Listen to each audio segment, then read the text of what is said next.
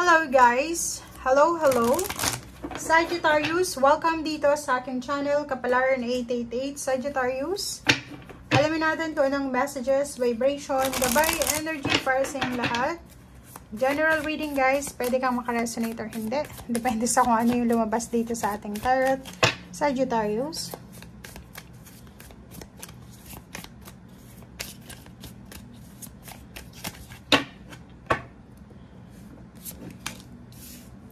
Okay, family.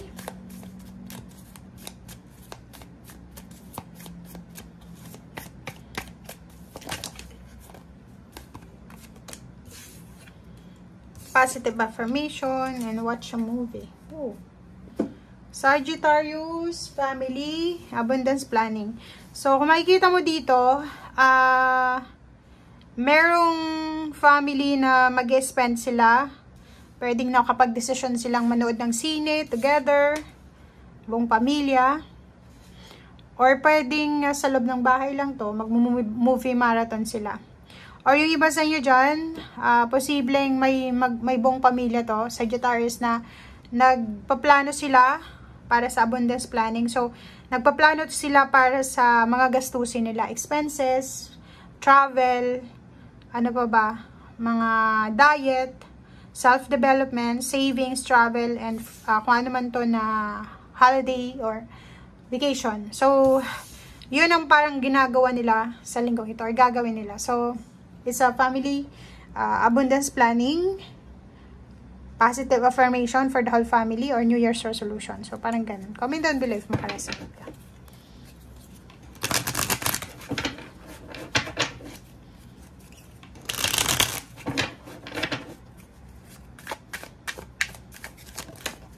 Okay, Sagittarius.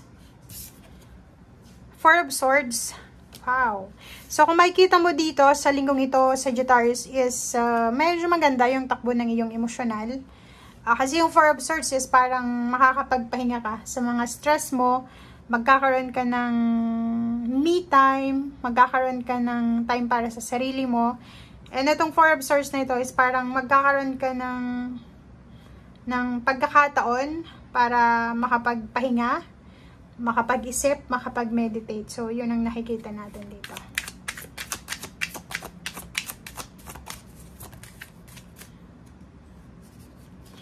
Okay.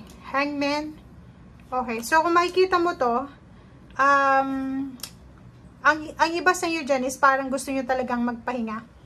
Kasi masyado na kayong workaholic, masyado ng toxic yung paligid. Ang iba sa inyo dyan, nagtatrabaho siguro sa gabi. It's either graveyard or night shift, parang ganun. So, may mga kailangan kayong planuhin for the next 2 weeks. So, this week is planning to. And para to sa occasion, para sa celebration. So, may celebration kayong pinaplano.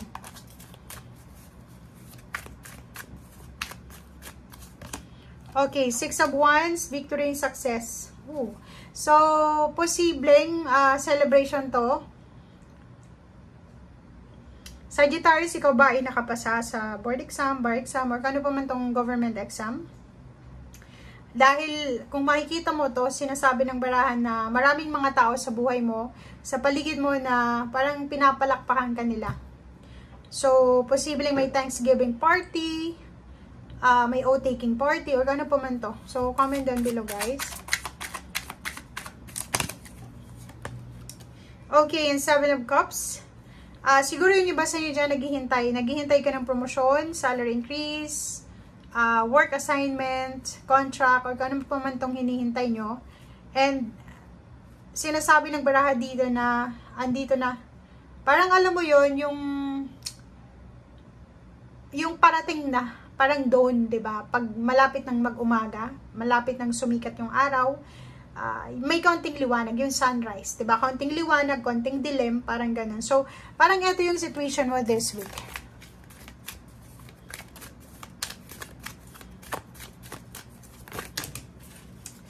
Okay. Judgment.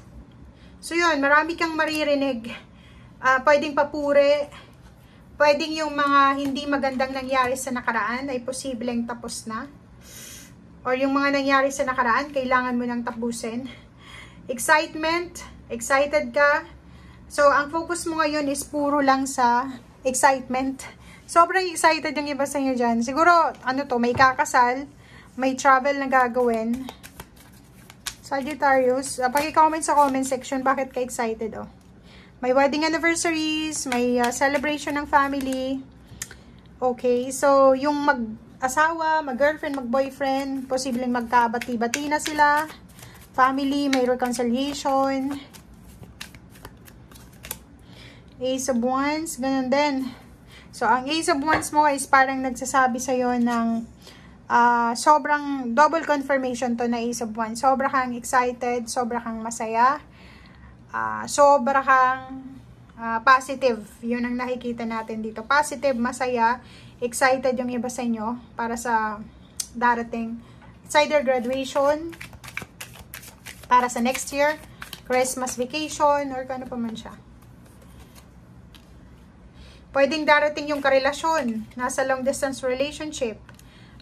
Pwede din na darating yung lump sum, yung pera. Ang dami na ito. Pero ito celebration. May celebration talagang magaganap. And double confirmation yung Ace of Wands at the same time yung Six of Wands. So, dalawang occasion to na pwede mong i-celebrate or dalawang victory and success ito na i-celebrate mo. Kaya sobrang excited kayo. Double celebration or pwedeng triple celebration. And it's either reunion, family reunion, school reunion, and sobra kang magiging masaya. Sobrang saya mo. And last card, parang lahat ng sacrifices mo, lahat ng mga pagsisikap mo, lahat ng iniyak mo dito, lahat ng pagod mo, lahat ng hinanakit mo sa buhay, biglang mapapawi dahil sa success na to. Ang nakikita natin dito, di ba, yung mga nakakapasa sa mga exam, board exam, sa mga bar exam, di ba, yung how many years na pag-aaral mo, pagre-review, di ba, nagbunga na, so sobra kang masaya. Reverse na, Eight of Cups, sinasabi ng baraha dito sa'yo na may iba sa inyo dyan na ayaw ng balikan yung nakaraan, which is good. Okay, maganda yun na huwag mo nang balikan yung nakaraan, lalo ng mga masalimuot na nakaraan. And sinasabi ng baraha, resonated siya dito sa Ten of Swords na kailangan mo nang i-let go, kailangan mong let go, kailangan magsimula, kailangan mong asikasuhin kung ano yung darating. Okay, so i-let go na natin yung past. Planuhin mo. Itong apat na barahang to nagsasabi na planuhin mo yung future mo. Planuhin mo na yung 2024. Wala namang masama sa pagpaplano, guys. Okay? Walang masama doon.